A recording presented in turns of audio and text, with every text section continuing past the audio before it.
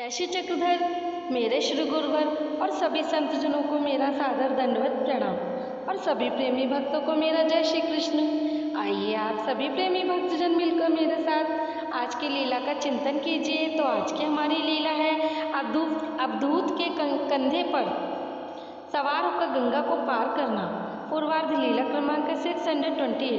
विश्राम करने के उपरांत भगवान ने शाम के समय अवधूत के कंधे पर सवार होकर गंगा गोदावरी को पार किया। सीधे बल्लेग्राम की भोजनता पर पहुँचे। वहाँ वे थोड़ी देर बैठे। इतने में भक्तजन भिक्षा कर भगवान के पास पहुँचे। फिर भगवान ने भिक्षान्न का भोजन किया। इसके उपरांत भक्तजनों ने भिक्षान्न भोजन किया। गोधूली वेला का भगवान नहीं बैठे रहे। लीला का हेतु भगवान ने श्री दत्तात्रेय प्रभु के सम्मान हेतु अवधूत के कंधे पर बैठकर गंगा गोदावरी को पार किया, क्योंकि वे इस पर मार्ग के आदि कारण हैं। उनके चरणों में पांचालेश्वर का स्थान पवित्र हुआ है। श्री दत्तात्रेय प्रभु ने अपनी लीला से इसे संबंध देकर पवित्र किया है। उस पवित्रता का आदर सम्मान करते हुए अवधूत के स्कंद का सहारा लिया। दूसरी बात यह थी कि वह उस अवधूत को अपना वाहन बनाकर उसके लेपों का अर्थात पशुओं के जन्मों का नाश किया। कितनी सुंदर लीला है। अगली हमारी लीला है शाम को शुक्र तारा के दर्शन पर ज्योतिषी प्रशंसा। पूर्वार्ध लीला क्रमांक 629। भगवान जब भोजनता स्थान पर बैठे हुए थे उस समय शुक्र तारा चमकने लगा। बाईसा ने उत्सुकतावश भगवान से पूछा, भगवान इस तारे का क्या नाम है? इस पर भगवान ने कहा, माता यह इन बच्चों से पूछो। जब उन्होंने उन बच्चों से पूछा तो उन्होंने कहा यह शुक्र तारा है। इस पर बाईसा ने भगवान से पूछा, भगवान इसे कैसे पहचाना जा सकता है? यह शुक्र है। इस पर भगवान ने कहा इसे ज्योतिष शास्त्र के द्वारा जाना जा सकता है। इस पर भगवान ने उन्हें कहा, माता गंगाचार्य था, उसने अपनी वृद्धावस्था में शुक्राचार्य से कहा कि तू अपना आगे का जन्म ज्योतिष शास्त्र से देख तू क्या बनेगा। इस प्रकार जब वह बच्चे अपने जन्मों को देख रहा था तो उसने लगातार अपने होने वाले 7 जन्मों का भविष्य देख लिया। उसका 7वां जन्म कोड़ी का था। उसे देखने के उपरांत उसको मूर्छा आ गई और वह बेहोश होकर धरती पर गिर पड़ गया। तब गंगाचार्य ने उसे सावध करके पूछा, बेटा क्या बात हो गई? तू इस प्रकार बेहोश क्यों होकर गिर गया?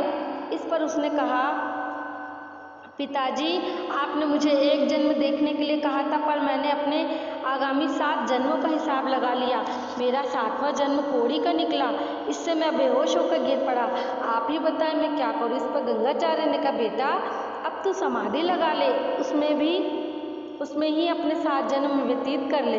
इस पर उसने वैसा ही किया। उस समय वह ज्योतिष शास्त्र के आचार्यों में अगुआ था और ब्रह्मादि था। उसने वैसे ही समाधि में अपने 7 जन्म व्यतीत कर दिए। इतने सामर्थ्य वाला होकर भी वह अंत में आकाश का नक्षत्र होकर चमकने लगा, इसलिए उसे शुक्र तारा कहते हैं। लीला का हेतु है भगवान ने यहाँ पौराणिक कहानी के अनुसार ज्योतिष शास्त्र के आधार पर शुक्र तारे की कथा का वर्णन किया है। ब्रह्म विद्या शास्त्र के अनुसार इसका कोई आधार नहीं मिलता। उसमें 2-3 लोक ही बताए गए हैं, स्वर्ग, मृत्यु और पाताल। भोग भूमि को स्वर्ग कहा गया। पाताल लोक के मनुष्यों के विषय में वर्णन मिलता है। मृत्यु लोक में कर्मानुसार जन्म प्राप्त होता है। स्वर्ग और पाताल का उल्लेख आता है। इसमें से स्वर्ग में जीव सुखफल भोगता है, पाताल लोक में जीव प्राणी है। अगली हमारी लीला है बल्लेग्राम की कुटिया में रात्रि निवास। पूर्वार्ध लीला क्रमांक 630। इसके बाद भगवान रात के समय बल्लेग्राम की कुटिया में गए। वहाँ भगवान ने रात को विश्रांति की।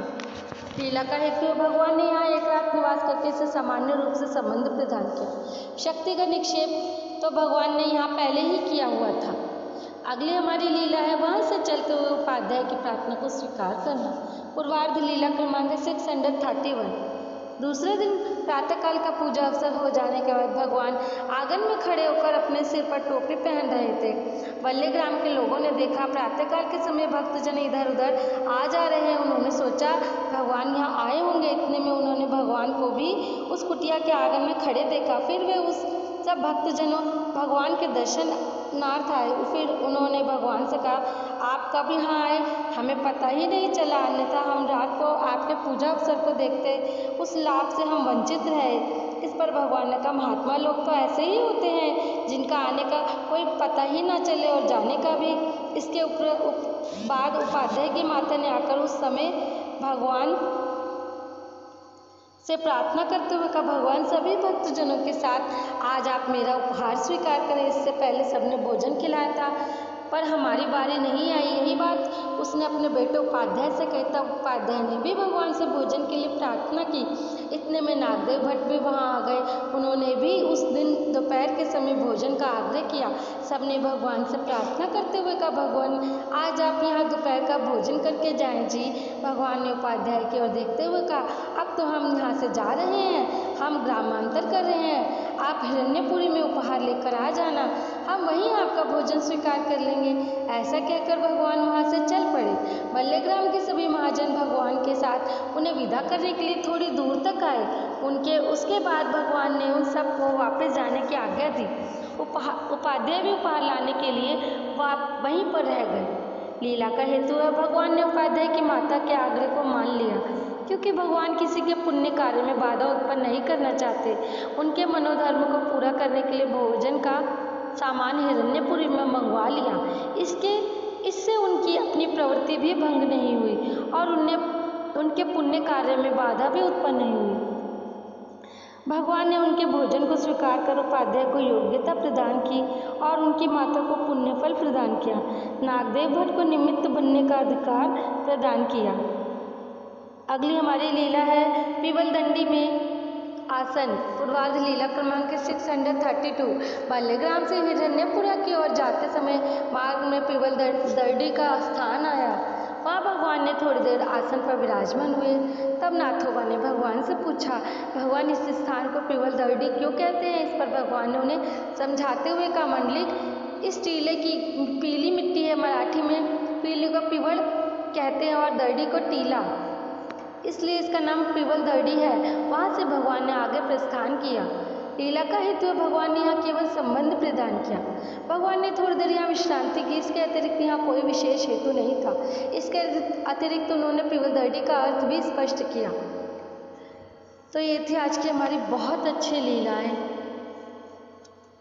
जिस तरह भगवान ने अवधूत के कंधे पर बैठकर नदी पार करी और उसके आने वाले जो पशु के जन्म थे उनका नाश किया, कर्मों का नाश किया। भगवान की हमें भी इसी तरह सेवा प्राप्त हो और हमारे भी इस तरह से जो त्र्यंचक योनि में जाने वाले जन्म हैं वो सभी नाश हो और ईश्वर प्राप्ति के लिए हम इसी जन्म में पूर्ण प्रयास करके आगे बढ़ सकें। इसी शुभ चिंतन के साथ मैं आप सबसे विदा लेती हूँ। मिलते हैं फिर कल और नई अच्छी सी लीलाओं के साथ। तब तक के लिए आप सभी प्रेमी भक्तों को मेरा जय श्री कृष्ण, जय श्री चक्रधर।